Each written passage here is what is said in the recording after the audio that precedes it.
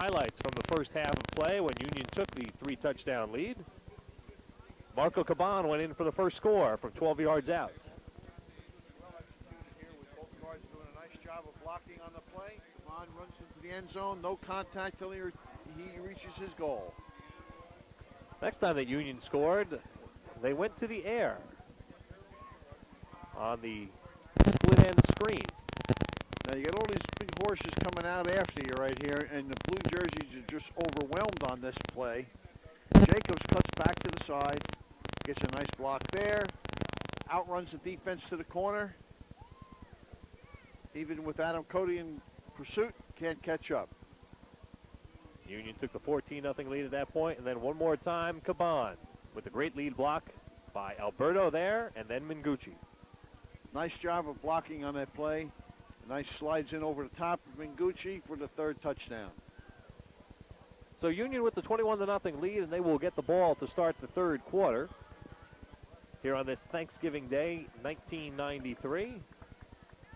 It is a short kick, fielded at the 25-yard line and brought out across the 35 by Ron Bubnowski. Statistically, through the first half of play, Union, of course, the big advantages in rushing yardage and even in passing yardage, 143 total yards for the Farmers. And just to update you on something we should have mentioned before the game, coming into the game, Marco Caban had 951 rushing yards. He had 46 in the first half, so we have him at 997 rushing yards. So Caban needs 3 to cross the 1,000-yard mark for the season. This is Nick Alberto. Alberto will carry the ball for 11 and a Farmer first down. Marco Caban threw an excellent block on the play to spring his right halfback Nick Alberto loose on that sprint. Union scored on their first 2 possessions on 3-play drives, punted the 3rd time they touched the ball, but then went on an 11-play scoring drive for the final points of the half. All right, let's keep an eye on Caban. Again, he needs 3 yards, but this time Collins goes to the air, swings it out to Jacobs. And Jacobs tried the little spin move there, but McLean catches him in the back.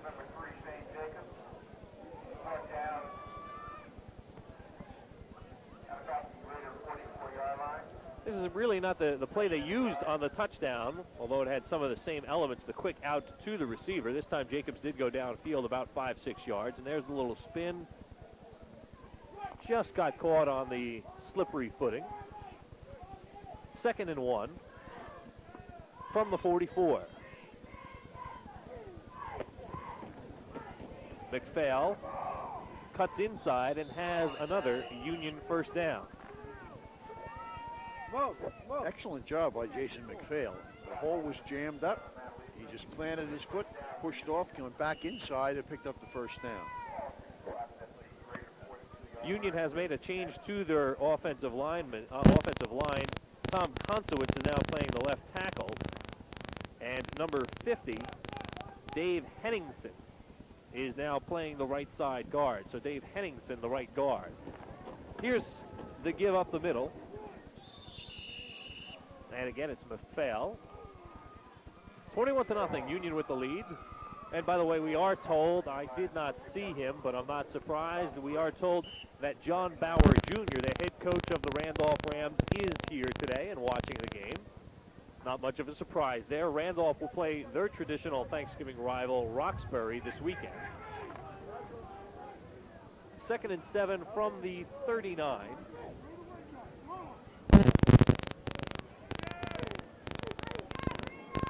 Alberto, dragged down by Grayer.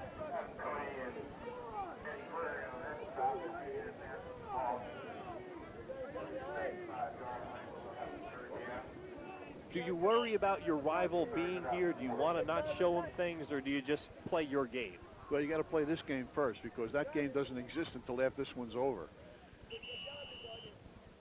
The Blue Raiders right here now have so many people up at the line of scrimmage in an effort to stop the run. It's making it very difficult for the Farmers to execute their base plays. 3rd and 4 coming up for Union. There's an equipment repair taking place to McPhail. And now he is ready to go. But every time we've said that so far in this ball game, Union has gone back, run their base play to sweep with Caban carrying off right tackle, and they picked up the first down. 3rd and 4 from the 35. And they have not yet gone to Caban here in the second half. Now he gets the call. Remember, he needs 3 yards, and he really only got 1. So he's at 998 and holding. But they're in 4-down zone.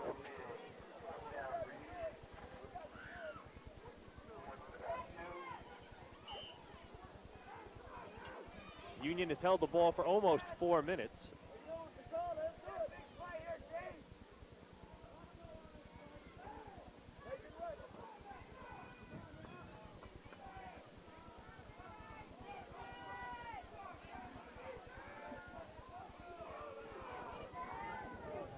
They need to get to the 31. Pitch back to Caban. And he's got that yardage and a little bit more. So unofficially, Marco Caban has now gone over the 1,000-yard mark in rushing for the 1993 season. And here's a look at the play that he does it on. Just a quick pitch, which was barely gotten out by Collins. Caban takes it to the outside and gets tripped up after he gets first down yardage. So the ball is placed at the 29-yard line.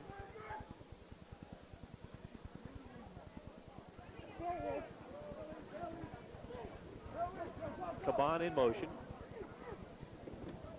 Fake to Alberto. Collins rolling right. He'll air it out long. Completed inside the 5. Down to the 1. Tom Cleary with the reception.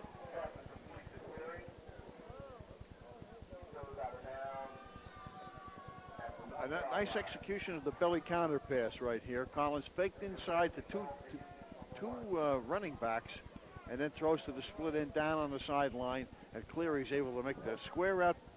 Nice catch, running out of bounds on the 1. Tom Cleary, a 5'10 senior, getting some congratulations on the sideline as he puts the Farmers 1 yard away from their 4th score. Caban has got it.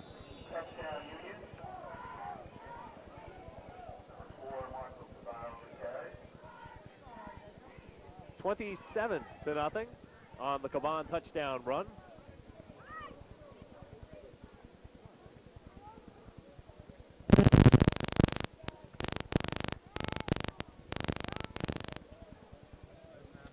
And Caban will now attempt to add his personal 22nd point of the game. He's got 3 touchdowns and 3 extra points at the moment. He gets in position after changing the shoe.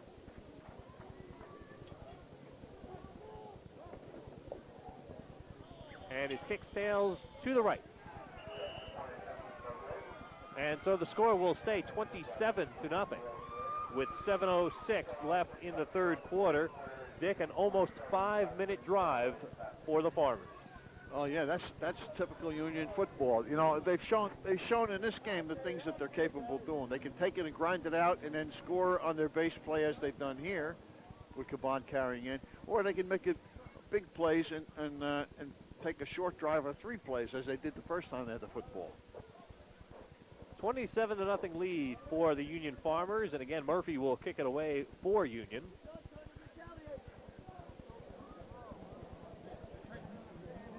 The one thing that's big difference, though, is their ability to throw the football down the field and stretch the defense. They really can throw the ball deep, which they have never done before to any great extent. But this year they've been able to do that. On this Thanksgiving Day, it is very possible that for the last time, East Orange is playing Barringer, or at least for the last time in the foreseeable future. A change in the Iron Hills Conference will give East Orange a full 9-game conference schedule next year, fielded by Anglin at the 25. And I bring up that game because that is one of the long-time Thanksgiving rivalries in New Jersey, the longest. The the one that you mentioned last week, Millville, down in South Jersey. Millville and Vineland. There's a penalty flag on the play after the tackle, personal foul against Union. And that will tack on 15 extra yards to the Scotch Plains start. This is the way the Scotch Plains drives have gone today. And the key factor is going to be where they start. As you can see, their average starting position, their own 23. And that has been the key to this game, or at least one of the keys.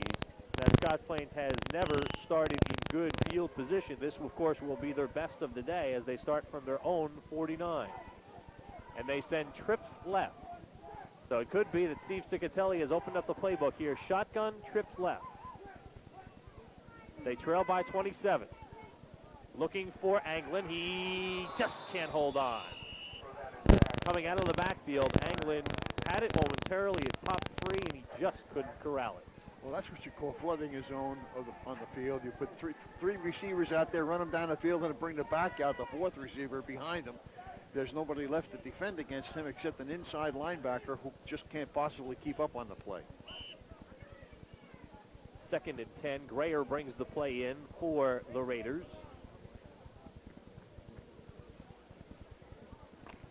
Pisani is out. Back to the base I formation for Scotch Plains on 2nd and 10. Cody in motion. Caban is trailing him. On the draw, McLean gets a good opening block from Anglin. McLean still going, fighting for the sideline, and he'll have a gain of close to 10 yards. It all depends on the spot now, Paul. He might have gotten that right foot. No, it's going to be a shade short. On the delay, watch the good block thrown by number 30, Brian Anglin.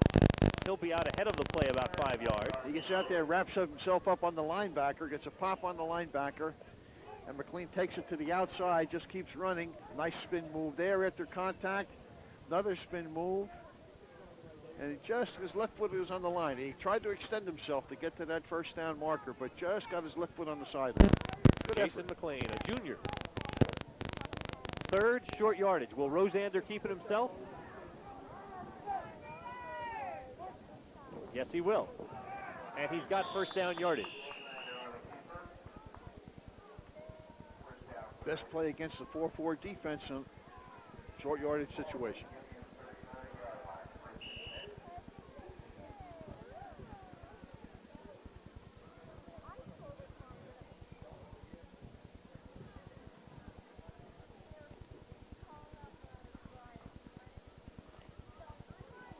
The ball at the Union 39. Again, trips for Scotch Plains, this time to the right, Howell, Cody, and McLean. Rosander tosses it to Anglin. Same play they ran to the left side. This time it's successful. Anglin holds on, takes the ball to the 31.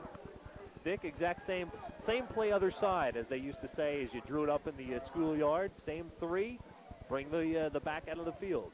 The difference is the ball started on the left hash mark that time, so they made use of the wide side of the field to the right. Ball thrown right out there to Anglin, and he's able to break the first tackle right there, pick up yardage after second contact. He's had himself a busy day today and done a real fine job. A gain of 7 for Brian Anglin on the catch. 2nd and 3. Fake to Anglin. Rosander still got it. He's got first down yardage and more. He cuts it back inside, gets a block. Rosander at the 10, the 5, touchdown Scotch Plains. Nicely executed option play.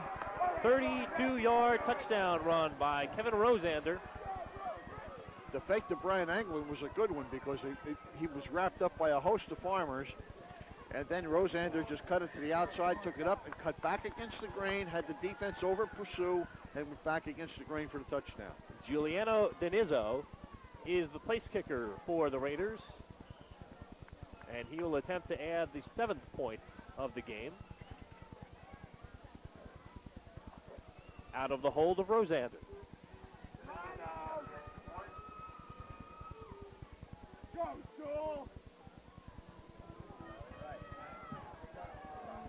Good kick. Denizzo does put it through the uprights. 27-7 the score here in the third quarter as Scotch Plains answers right back after the Union touchdown with the Rosander 32-yard touchdown run. Well, it's nice to know that their halftime was well used. Here we see the fake coming in to the fullback. Boom, 2, 3 guys on him. Now he reads the shoulders of Caban, who's turned to the sideline, cuts back against the grain, goes across the field, runs beyond Jacobs, who can't catch up. Rosander, who's got good speed and had the angle, is able to break it to the end zone for a touchdown. The Union guys are not happy. 27-7 on the Rosander run. Denizzo adding the point with 5:03 left in the quarter. So it took Scotch Plains 2 minutes and 3 seconds to score. And Rosander will kick it away. Once they crossed that hump in the middle of the field and started to go downhill toward the Union goal line, it was easy for them. That's what getting over that hump on the middle of the field was the problem.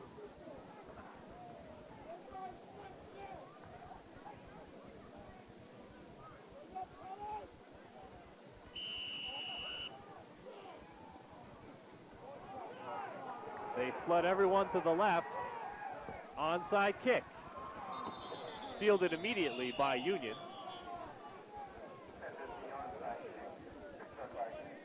Didn't take the good hop.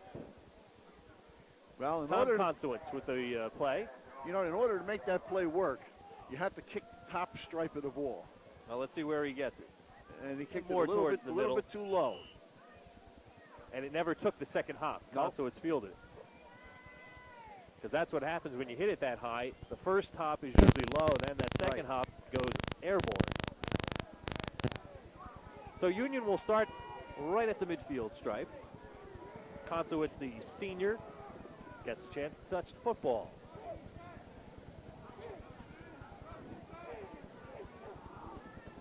Yeah, Collins slips and falls. A loss of 5, and still he throws it. And I'll tell you, Collins has a strong arm. He slipped, fell, got up, and with no plant or anything, tossed it about 30 yards. And that is the key to this Union team this year. They can throw the football. No one can play them up tight. It's a little loss of footing. A little bit slippery right there as he tried to plant his foot and change direction to come back, because he had Jacobs over here who was in man-to-man coverage and was breaking it to the flag on the corner of the end zone. He would have been wide open. And he threw a 30-yard spiral off the wrong foot with no plant. That's the kind of strong arm that Collins has. 2nd and 15. Alberto in motion. Scotch Plains adjusts. Pitch back to Caban. He turns it inside and fights his way for a gain of 8.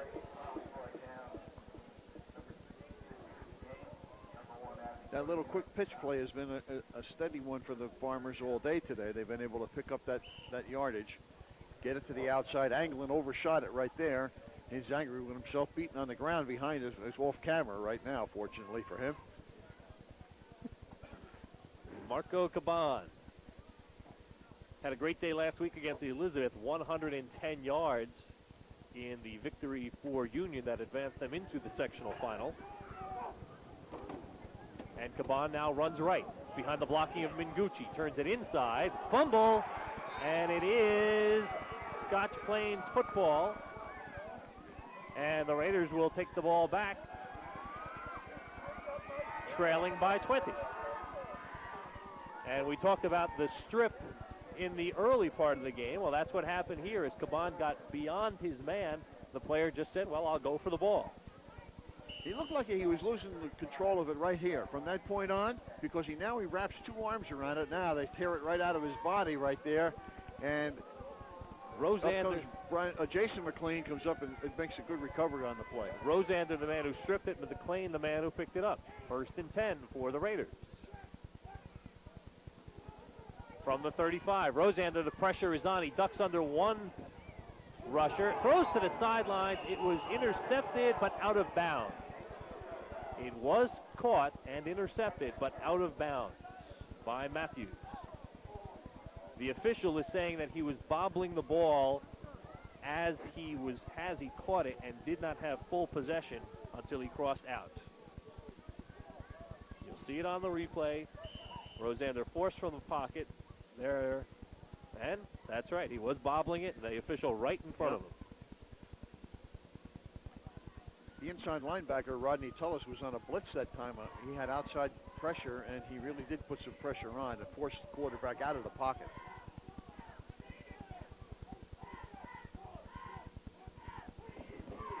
Anglin, a tough yard.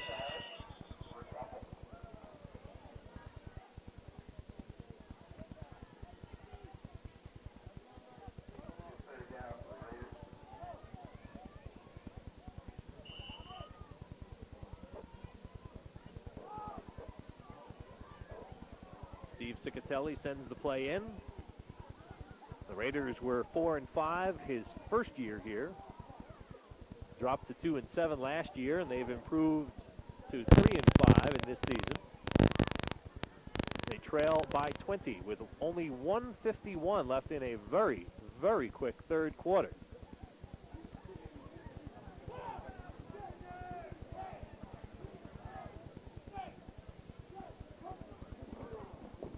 Fake to Anglin. Rosander keeps it. And little, if any, yardage, so it will be 4th down for the Raiders.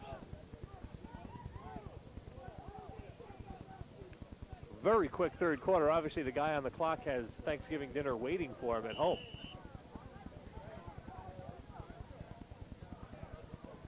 The family said, be here by 12:30 or you're not eating, and he is going to be home by 12:30. 4th down, long yardage. Rosander once again set the punt. Gets off a nice floating kick. Matthews goes backwards, fields it at the 28. Across the 35, and then he dives forward across the 40.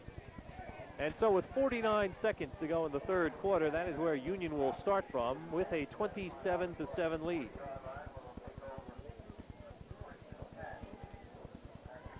Once again, next weekend, next Saturday, the final scoreboard of the year. Scores, highlights, the top 10, and complete New Jersey playoff results come your way Saturday night at 7:30 and the following Sunday morning tape broadcast at 9 a.m. Again, every game next week will be a final with the exception of North Jersey Section 1 Group 2.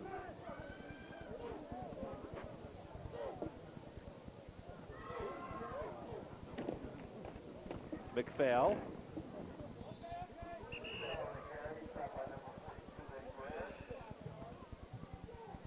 "19 state championships will be up for grabs next weekend.